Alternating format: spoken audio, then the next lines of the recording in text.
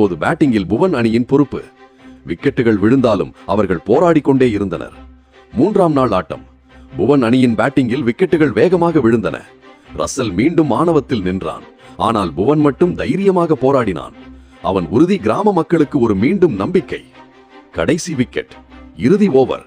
புவன் மட்டும்தான் களத்தில் இருந்தான்.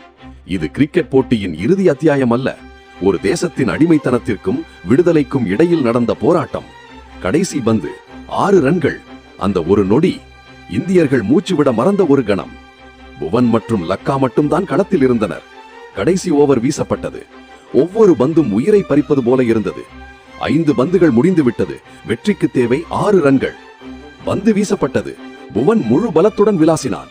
அது வானத்தை நோக்கி பறந்தது. கேட்சா? எல்லையை கடக்குமா? எல்லோரும் அஞ்சினர். அது எல்லை கோட்டை கடந்தது. சிக்ஸர். புவன் வெற்றி பெற்றான்.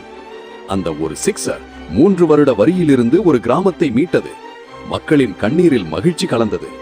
ரசல் தோல்வியில் அவமானமாக வெளியேறினான். மானத்துக்காக ஒரு கிராமம் போராடிய இந்த போர் ஒரு தேசத்தின் ஒற்றுமைக்கு முத்திரை பதித்தது.